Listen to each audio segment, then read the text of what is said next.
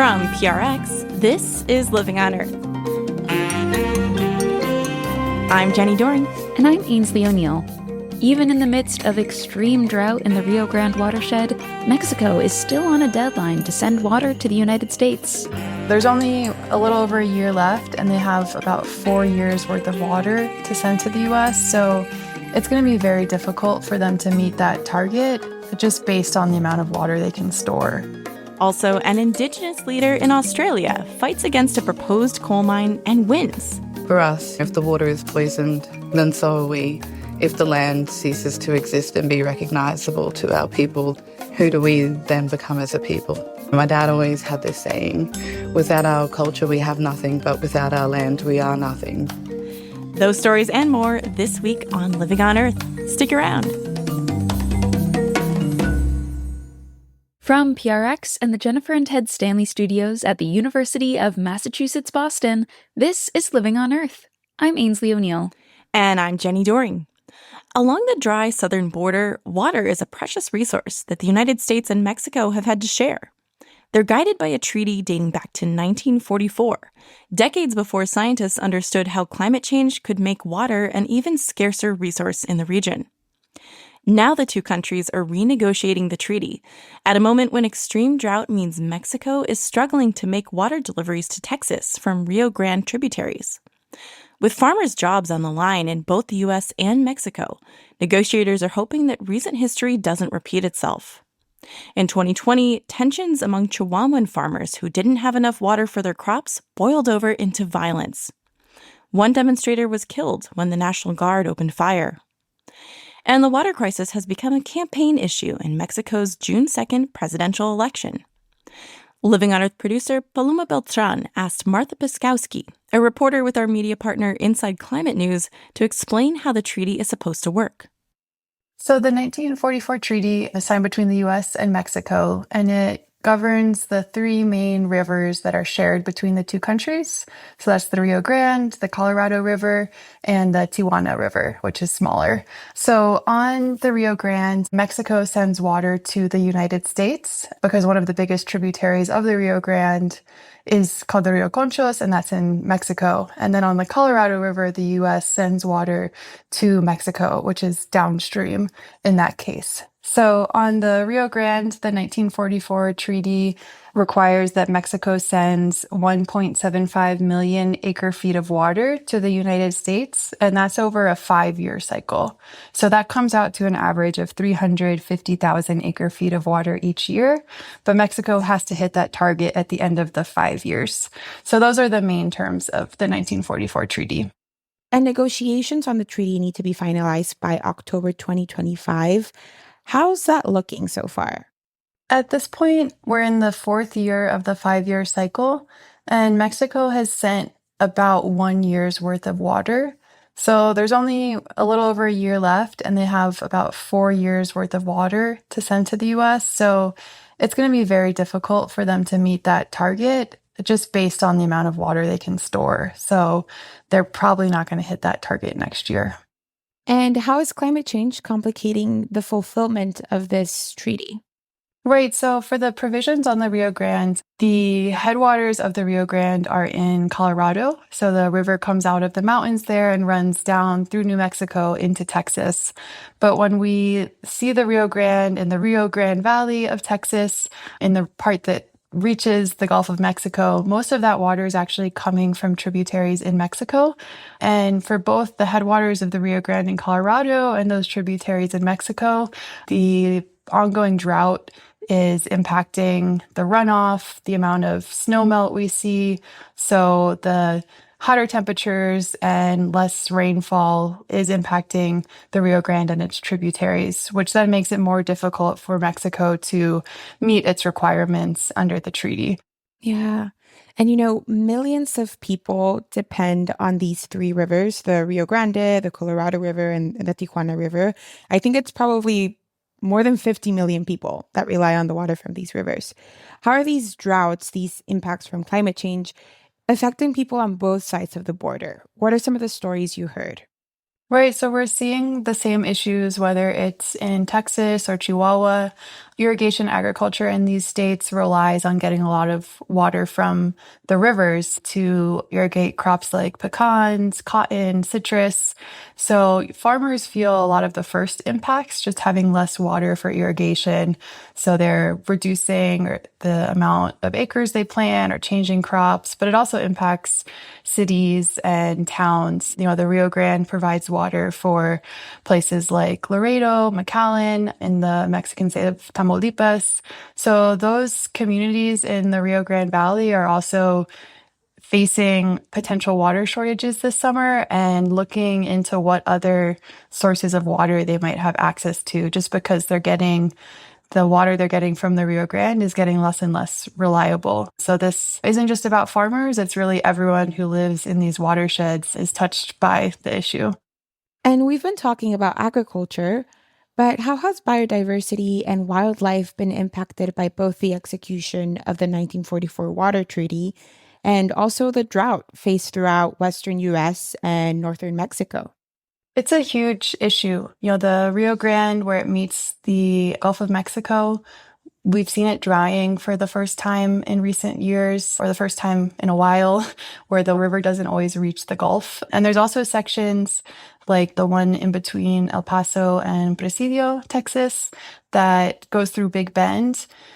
Historically, that part of the river has dried a lot, but now it basically runs dry every year.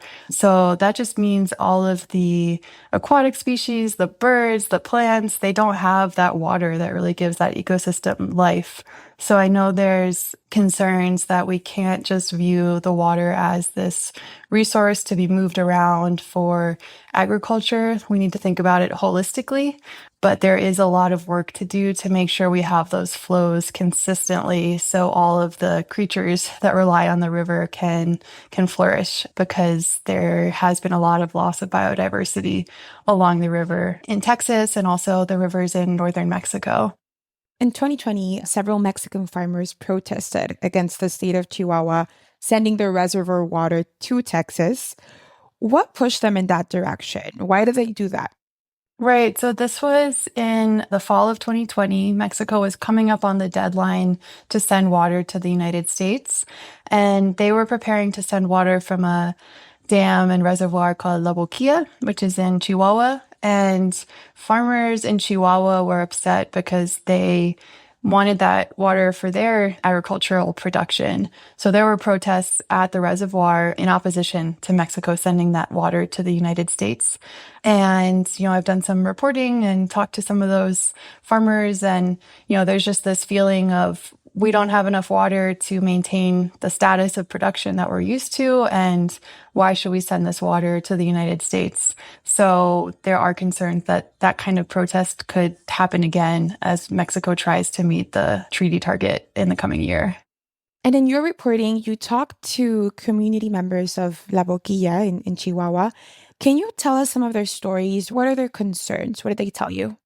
Right. So the way that water is managed in Mexico is different from the US. So there's a national authority called CONAGUA. So that's the National Water Commission. And they make the decisions about how to allocate water from rivers like the Conchos in Chihuahua. A lot of the farmers and also politicians in Chihuahua feel that this federal agency isn't fully representing their interests. They don't feel like they've really had a seat at the table to figure out how to address this situation. I was reporting last summer in some of those communities around Delicias, and, people really rely on agriculture there. And if they aren't able to continue that lifestyle, a lot of them said, like, we're going to have to move into cities. We might go try and work in the US. And there's also a big population of farm workers in that area, a lot of whom are indigenous Raramuri. So, this whole economy is revolving around irrigation agriculture. So when they have to cut back their water use, that has a whole cascade across the community. So those are some of the concerns they have with how the federal government is handling this situation. That's more so their issue than, like being angry at the US. They think Mexico needs to deal with this differently. And through your reporting, you talked to several water experts and advocates from both Texas and Chihuahua. What are some of the solutions they're recommending or they're advising on? Well, these negotiations about the treaty, there's just some specific terms and parts of the treaty that there's different interpretations on each side. So, one of the big issues is the treaty gives Mexico the option to roll over its obligations to a second 5 year cycle if the country is in extraordinary drought. So, Mexico has used that option a few times in the past. So, if they haven't sent the water at the end of the 5 years, they basically get another 5 years. But there's no shared definition of what extraordinary drought means. So the US, they don't want Mexico to revert to that option every single time. So clearing that up is going to be important. But I think also just looking long term at what's the most sustainable way to continue agriculture in these areas. So I talked to an irrigation manager in the Rio Grande Valley, and he said it's really hard when farmers are already having a difficult year to make the investments to make a change. So in South Texas, the sugar mill already closed down because it's just not viable to grow sugar anymore. So helping farmers think long term about what are going to be crops that they can grow without as much water, that's really important, but it's not something, everyone has the means to do when they're in the middle of a crisis. So I think that long-term planning is really going to be important going forward. What's at stake here? What are the repercussions if the terms of the treaty are not fulfilled in time? Right. I think everyone wants to avoid repeating the situation in 2020 when there were those big protests in Chihuahua. So the US and Mexico have been negotiating to reach a new agreement. So far, that hasn't been signed. So, if this conflict drags out into 2025, it's really hard to say where it might go. Generally, the US and Mexico have a very close relationship diplomatically. Trade, there's so many issues that these two countries work on. So I don't think anyone wants the water treaty to become a source of conflicts, but coming up with a solution is going to take some creativity. And, the treaty has lasted for 80 years, so it's been very resilient through a lot of changes, but both the political situation and the environmental situation that we're experiencing right now are raising issues of how this treaty can continue to be effective into the future. So I think on both sides, everyone's hoping for a diplomatic solution and that there can be a resolution before the end of next year and kind of avoiding any protests and that sort of reaction. That's Martha Piskowski of Inside Climate News speaking with Living on Earth's Paloma Beltran.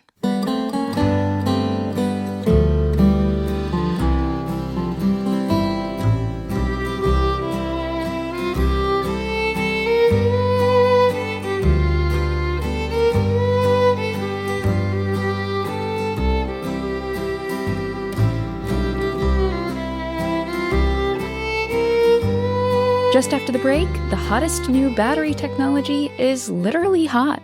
Stay tuned to Living on Earth.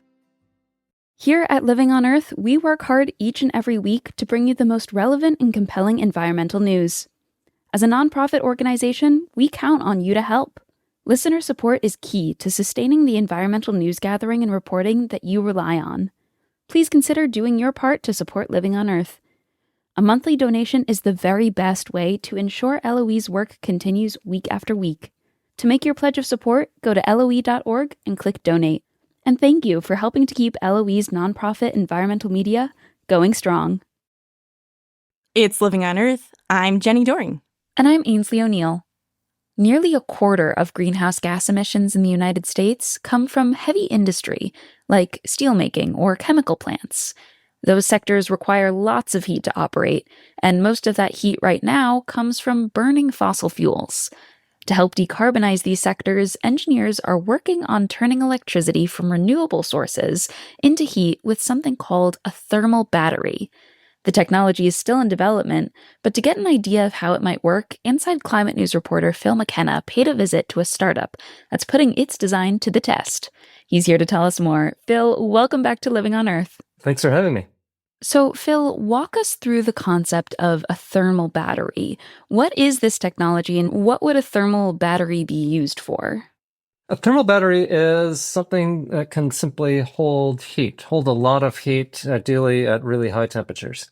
So thermal batteries are something that would be incredibly helpful for decarbonizing heavy industry. So anything from steel manufacturing, cement manufacturing, chemical plants, food processing. All of these industrial facilities need a tremendous amount of heat. And right now, that heat comes from burning things, typically natural gas or coal, other fossil fuels, all just to generate the heat that's needed to run those industrial processes. So, Phil, we already have, various forms of clean energy, solar, wind. How does a thermal battery fit into that broader landscape of clean energy? So the key challenge at the moment for renewables is not better solar, better wind. The price of both of those has really, really fallen.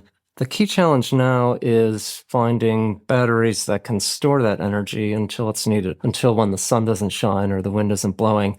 So having a technology like this that can convert electricity to really high temperature heat, store that heat until it's needed, is really a potential game changer. And so you recently looked into a startup called Electrified Thermal Solutions, and they have their own proprietary thermal battery design, the Joule Hive. What sets their design apart from other concepts of a thermal battery? Everybody's trying to figure out batteries, energy storage, whether it's heat or electricity. What really sets this company apart is that they're doing it with commercially available materials, allowing them to do it very cheaply and at large scale. So there are a lot of electric heaters that will use wires or some exotic materials that allow them to make things really hot, but those are often very expensive. There are a lot of heaters that work very well at lower temperatures, like the radiators in your toaster oven. But if you try to do them at very high temperatures, the temperatures that industries need, they will quickly burn out. So Electrified Thermal Solutions uses fire bricks, essentially the bricks that are in a fireplace or an industrial kiln. Really common materials. What they have done is then taken common bricks that we use, and they have tweaked the recipe ever so slightly so that these bricks, which normally would not conduct electricity, now conduct electricity. They take in the electricity and they convert it to heat. They radiate that heat out, much in the same way that your toaster oven is an electric heater. It turns bright hot red, radiates the heat, the electricity to toast your bread. So what they have found and what sets them apart is they have found materials that are very inexpensive and are very robust, can handle really high temperature heat and store that heat until it's needed. All right, this thermal battery, the Joule Hive, how much heat can it store and for how long? How does it compare to what's needed at industrial scale? So the Joule Hive can store electricity up to 1800 degrees Celsius. That's hotter than the temperature of melting steel. And it can store that heat for up to several days, which would be far longer than any industrial facility would likely need. So they have this concept and they have proof of concept, but to what extent are thermal batteries on their way to becoming commercially available? Where does this technology stand in the process of actually being implemented in the world at large? So this company is still very much a startup. They do not yet have a commercial scale battery. But that said, they have recently received 2 federal grants from the U.S. Department of Energy that allow them to scale up and allow them to do that much more quickly than they otherwise would have been able to. The first, a $5 million grant that they got earlier this year, allows them to build their first commercial scale pilot project at a testing facility in San Antonio, Texas. And the second grant that they received in March, up to $35 million in federal funding, allows them to build their first commercial Joule Hive battery or set of batteries at a chemical plant in Kentucky.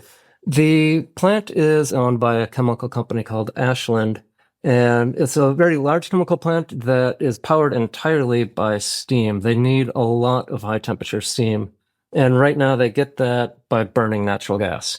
And what this grant will allow is for them to swap out that heat generation, swap out the natural gas with these electric-powered Joule thermal batteries, essentially replacing burning fossil fuels with clean electricity to generate that steam.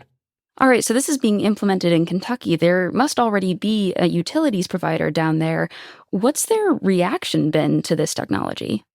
I spoke with the Tennessee Valley Authority, that's the local utility for Calvert City, and they were ecstatic about this technology and about this project. For them, they face a tremendous challenge in that a lot of industries are seeking to decarbonize, looking to electrify, and that's going to put a tremendous strain on their already strained electric grid. They'll need to build out more capacity so they have enough electricity at periods of peak demand. What they really like about this thermal battery is that electrified thermal solutions can draw electricity at periods of off-peak demand when not a lot of people need electricity, charge up their batteries then so that they're not drawing it at peak periods when other people need it. And so, what kind of impact would these batteries have on the chemical plant where they're being tested? How much would they actually reduce when it comes to greenhouse gas emissions? In their grant award, the DOE said that this would reduce greenhouse gas emissions from steam generation at the plant by 70%. The bigger picture is that about a quarter of all greenhouse gas emissions in the U.S. come from industrial facilities like this chemical plant. And if the way they generate heat at these facilities is replaced, if fossil fuels are replaced with thermal batteries, they figured that they could reduce greenhouse gas emissions from all industry by about 50%. Phil McKenna is a reporter with our partner Inside Climate News. Phil, thank you so much for taking the time with me today. Thanks for having me.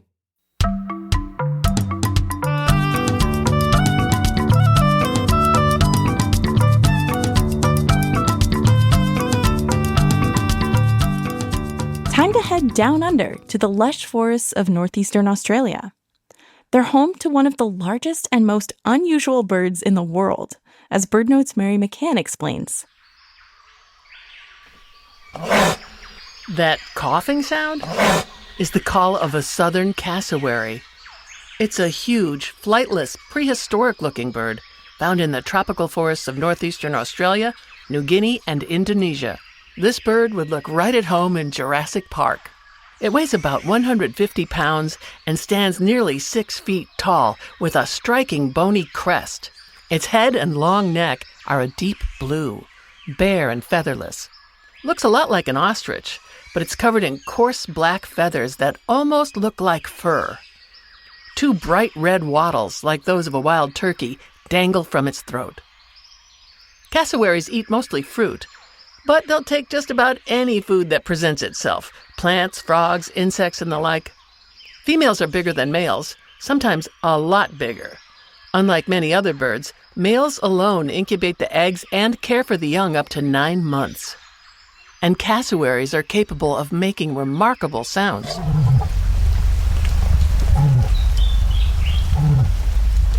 How about this call?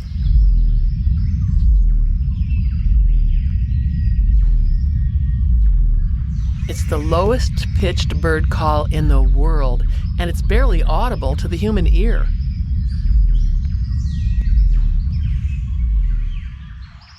I'm Mary McCann. For pictures, fly on over to the Living on Earth website, loe.org.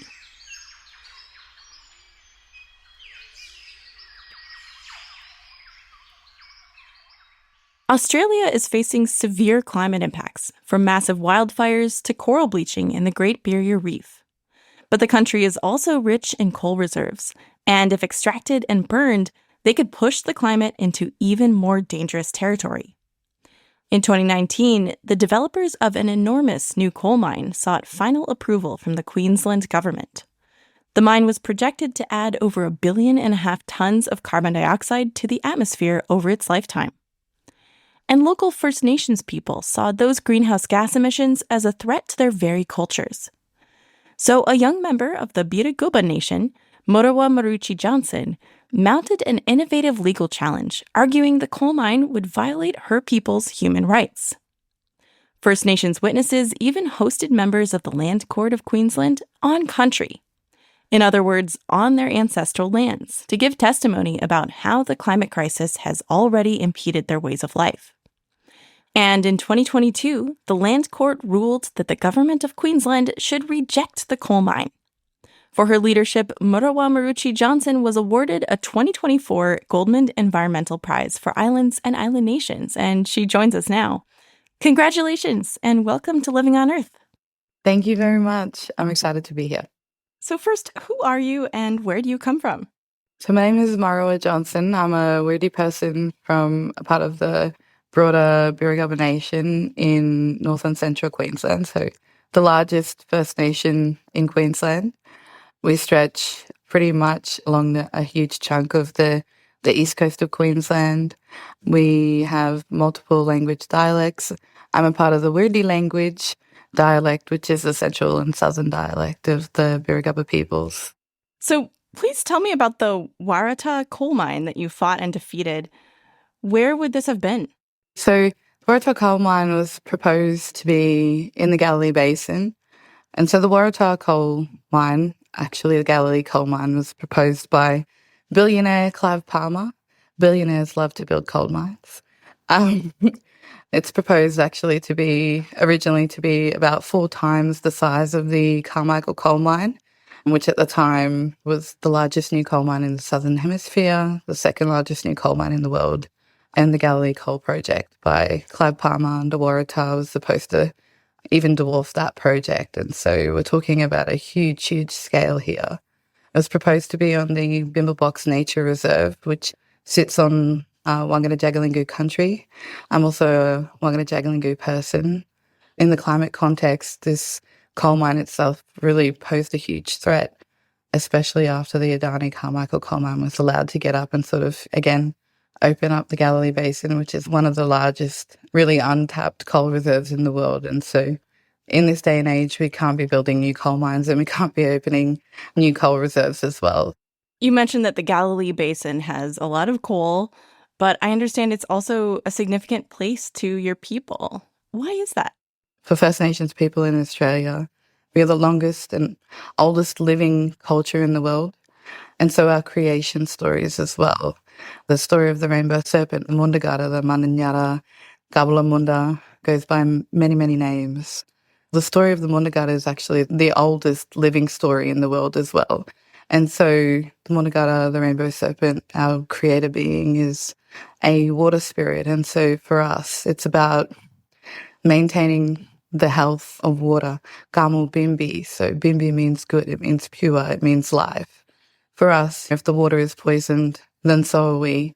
If the land ceases to exist and be recognizable to our people, who do we then become as a people? My dad always had this saying, without our culture, we have nothing, but without our land, we are nothing. In the face of climate change, it's a little bit morbid, but what I worry about is that, and I think what motivates me is really that what colonization hasn't already done to our people in terms of significant loss to our ways of being. I really fear that what colonization hasn't done to us, climate change will do. And so without that cultural identity, our people effectively cease to exist and the assimilation process of Australia is complete.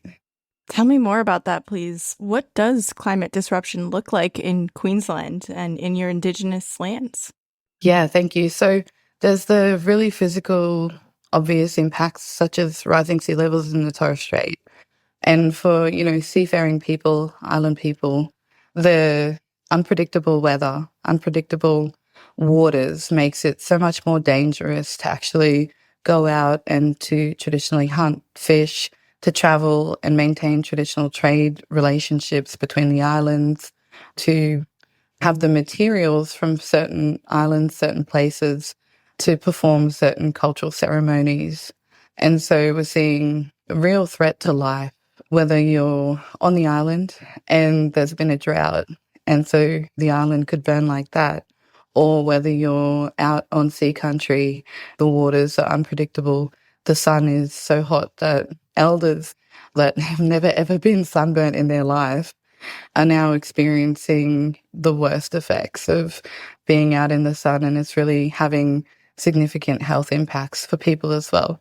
But the other side of it is also the disappearance of species as well, because we hold our wildlife species in high regard, and to the extent of actually relating to them and identifying with certain species, depending on which subsection of your tribal or nation group that you identify as. And so already mass die-offs of flying foxes is having a cultural impact for some of our witnesses who are on the court case as well, but also some of our witnesses who are based in the Torres Strait on Arab Island since the court case saw the loss of one of their native rat species, which might sound insignificant, but it's the first marsupial to actually become extinct from the direct impacts of climate change. And so as more of our species that we relate to and identify with disappear, we're really going to see the significant impacts that that has on culture more and more into the future. So you mounted a legal fight against the Waratah coal mine, highlighting these impacts. And I understand that something really unprecedented happened when the Land Court of Queensland decided to hear your case. Can you tell me about that, please?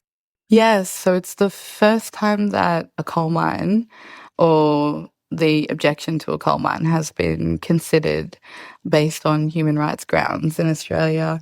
Australia doesn't have a uniform federal human rights legislation, but at the same time, the Queensland Charter specifically outlines that the cultural rights of Aboriginal and Torres Strait Islander people are also recognised as human rights. So that is unique in and of itself. Then the really sort of, I think, significant developments followed, because as we began to take evidence from our First Nations witnesses, which became clear to us that their intellectual property and their cultural knowledge is not just lay witness evidence, but this is expertise in and of itself. And it's expertise that's been passed down for thousands of generations. There has to be room for that to be considered as more than just lay witness evidence. That really began the conversation for us, where we were able to push for on-country evidence and concurrent evidence. The on-country evidence is that decision makers need to go and see the places that are affected by the decisions that they make.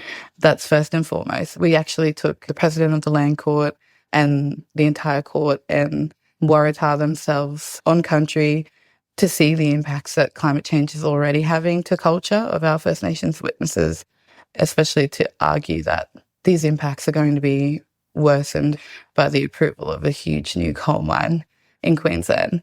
So how did you actually get your message across to the Land Court? Our witnesses, they are amazing. Their cultural authority and knowledge is second to none. For example, when we went up to the Torres Strait, they had taken the entire court out onto the ocean and given them a tour of country and taken them to parts of country that not necessarily everybody gets to go to, but really showed them, see this sand island here, this is where a lot of the birds that are significant to us nested.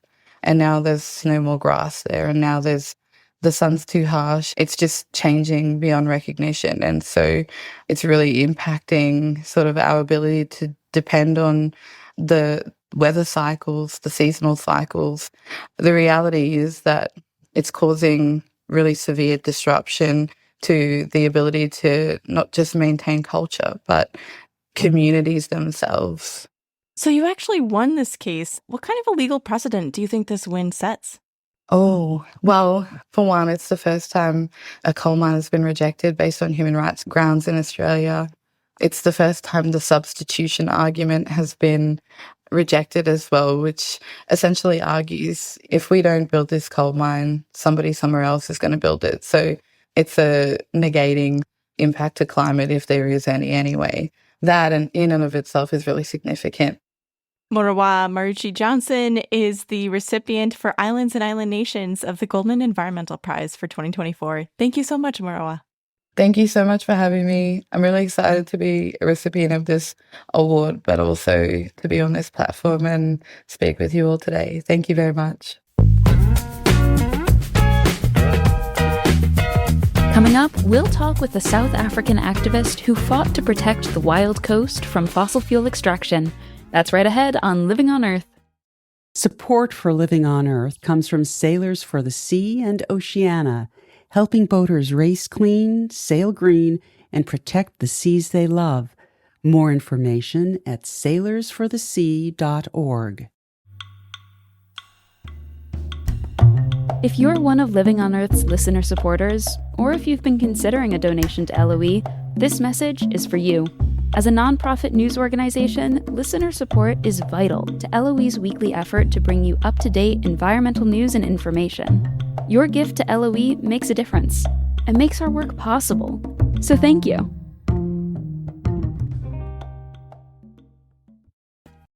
It's Living on Earth. I'm Jenny Doring. And I'm Ainsley O'Neill. On the line now from Atlanta, Georgia, is our friend Peter Dykstra. He's the Living on Earth contributor who's here to bring us a couple of stories from the history books. So, hey, Peter, what do you have for me this week?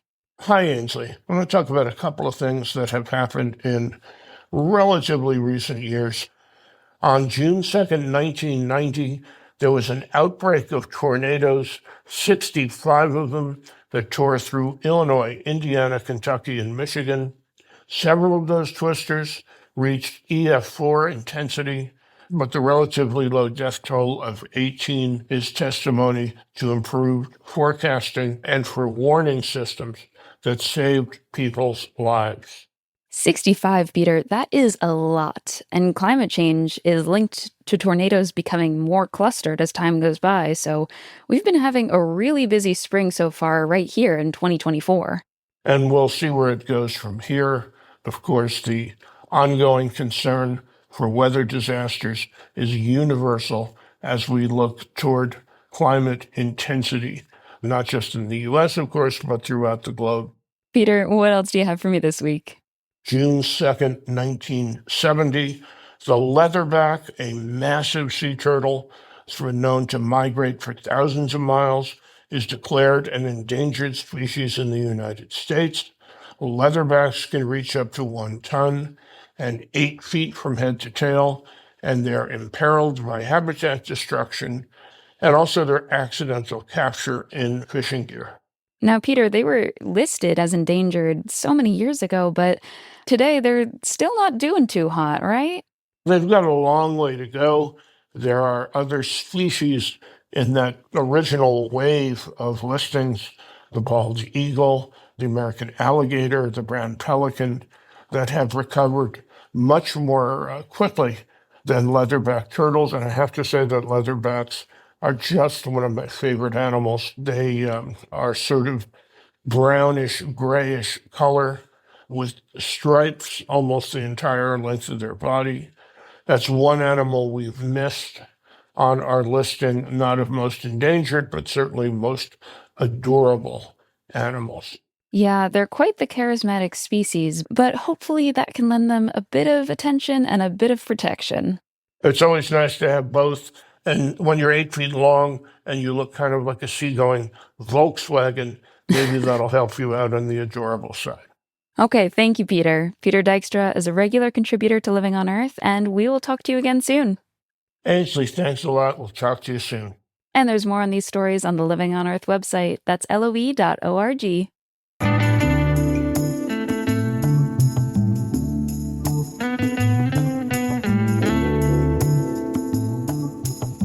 The 2024 Goldman Environmental Prize recipients for Africa are 2 Mpondo people from the wild coast of eastern South Africa. In 2021, environmental activists Nonhle Mbuthuma and Sinegugu Zukulu heard that oil major Shell was planning to conduct underwater seismic testing to look for oil and gas beneath the wild coast. Seismic surveys involve using sonic air guns, which release powerful blasts that can reach 250 decibels and be heard for miles underwater. That noise disrupts communication and can even cause hearing loss for marine mammals like the humpback and southern right whales that calve along the wild coast. Nonhle and Sinegugu were concerned about these impacts as well as the possibility of an oil spill. In high-profile cases, Shell has been held criminally liable for devastating oil spills in Nigeria, particularly in the region known as Ogoniland. So Nonhle and Sinegugu organized their community and brought a successful legal challenge that led the High Court of South Africa to revoke Shell's permit. Sinegugu Zukulu spoke with Living on Earth host Steve Curwood. What does this award mean to the two of you? It means a lot. Remember, when you stand up for the planet, for the environment, or for biodiversity, you are not necessarily looking for recognition, but you stand up because it is the right thing to do. Now, when you get recognition, it means a lot because it means the work you are doing is really worthwhile. It also means that people are noticing. It means you are doing the right thing. But it also means your work that you are doing is something that needs to be done. It does showcase the work and also motivate and encourage other people, in particular for us, the younger people whom we are mentoring in terms of the importance of being the voice and the custodian or the steward for the planet for both the current and the future generations. Take us to Mpondo land. People call that area of South Africa the Wild Coast. What does it look like? What makes it so beautiful? Okay, the Wild Coast is a very special area. I'm not saying this because I'm from there. Anyone will understand. First and foremost, our area, our coastal area, is a biodiversity hotspot. It means we have about 200 endemic plants that are not found anywhere else in the world, that are only found there. Also, our area, our coastline is an MPA, Marine Protected Area. The reason why it is an MPA is because there are, again, endemic fish species that are not found anywhere else in the world. We've got many estuaries, but one particular estuary of Mpondo River gets visited by kingfish during the hot season between October and March. We don't know how the kingfish navigate and swim past all the other estuaries to get in only onto that estuary. And kingfish comes from as far as Mozambique. They come down there every year, not in any other estuary, but only on that one. We therefore become the custodians and the steward of that. Also in our area, we have the whales. Whales, they come up passing through our coastline, coming up towards Kenya and Mombasa to the warmer waters for breeding purposes. So they come up to give birth to the young ones, and then they will once again travel through our coastline going towards the South Pole with their babies. Our area has also unique archaeological sites. That means sites that were occupied by the people during the last ice age. So we live in a very special area. Also, our coastline is not built up like everywhere else where you go, you find people building up to the edge of the high water mark. Our coastline still find our cattle grazing on the beach. So you find our cows lying on the beach. So we're still very wild. We are not called wild coast for nothing. So we love our land. So we do anything to fight to protect our land. So the time comes that you hear that the Shell Oil Company wants to use seismic testing to see if there are hydrocarbons, if there's oil and gas offshore of the Wild Coast. What did you think of those plans and how did you respond? We were very disturbed and very angry. One, because the government and also together with Shell, they never saw the need to consult with us. In our customary law, when somebody needs a site within your area, all the neighbors are invited to give consent. Our constitution in South Africa and the legislation gives us a right to be engaged, to participate in what we call public participation. Here we had a government that has given Shell a permit or a license to explore for oil and gas in our ocean without talking to us. So we were angry. And when we raised these concerns with government was not willing to listen to us. So hence we had to go to court. The second reason was that we know and we see what Shell has done in places such as Ogoniland. So we felt that our livelihoods were at stake here because if you are mining for oil or gas, there is a high risk of the pollution. We were also aware of the impact of climate change in terms of what already we are experiencing the impact of climate change. And now for government to be issuing permits for exploration of oil and gas, despite the challenges which we're already seeing and experiencing of climate change. That was very concerning to us because as it is, the most vulnerable people are the rural people, indigenous people who are reliant on the land, on crop farming, on livestock, on grazing. As I understand it, among the people in Mpondo land, and you're mostly Xhosa people, yes, nature is no different than people and that it is sacred. Explain that to me. Okay. Like most indigenous people everywhere, we believe that we are born of the land. So in other words, land owns us. When babies are born in Mpondo land, when the umbilical cord falls off, it is taken and buried either on the ground in the main heart or in the crawl, which symbolizes the connection, because when the baby is in the mother's tummy, the baby is connected to the mother by an umbilical cord, so feeding dependent on the mother. So therefore, when you are born, you then get connected to the land because the land becomes your source of food. And then when you are sick, the medicines, they come from the plants. And for your spiritual life, you're also dependent on the ocean, on the land, on the rivers.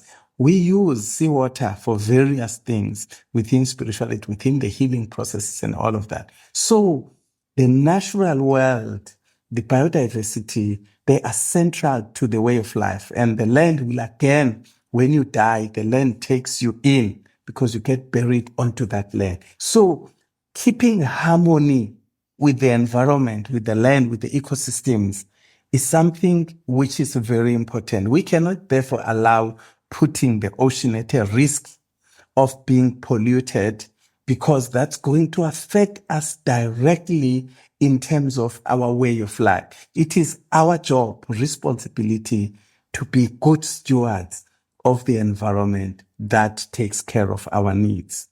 The court rules in your favor. Describe that moment when you heard the decision that Shell had received the permits illegally and that you had won. It was very emotional and very humbling, but also very sad because we are not supposed to resort to litigation for us to be listened to. Because when you are being made to go to court, courts of laws are very expensive. You need to have money. Had we not found willing legal firms who were willing to take the matter to court, though we didn't have the kind of money that it costs, we would not have been able to go there, and our rights would not have been upheld.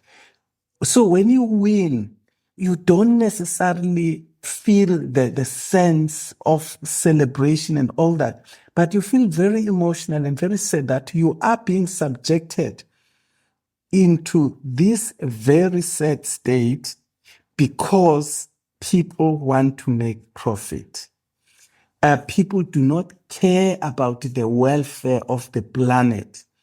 Most of these multinational corporations that come to the South, to the global South, are coming from the global North. The majority of the shareholders are in the global North. You see, the best scenario I can paint to you is that it's like people in the North are letting their dogs out to go and cause chaos out there in the global South. And we are supposed to fend for ourselves, trying to keep these dogs that are coming and are disrupting our lives and our livelihood. But the real beneficiaries of these oil giants are the shareholders in the North. It should not be like that. We should all be working together to protect and to ensure that this planet remains livable, not just for us, but for the future generations as well. Thank you. That's Sinegugu Zukulu, who, along with Nonhle and Mbuthuma, received the 2024 Goldman Environmental Prize for Africa. He joined Living on Earth host Steve Curwood.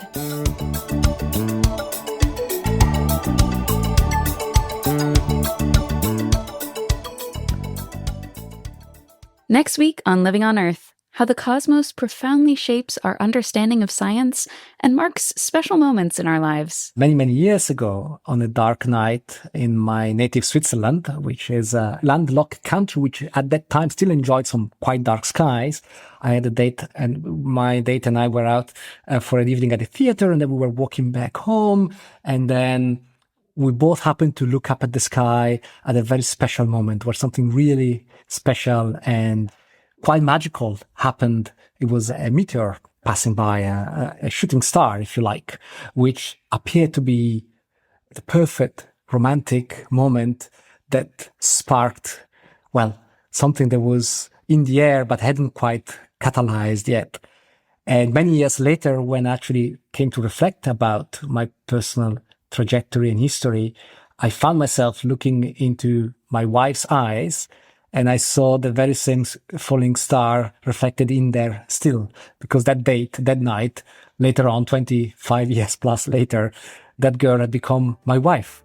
Tune in to Living on Earth next time to hear the author of Starborn, How the Stars Made Us and Who We Would Be Without Them.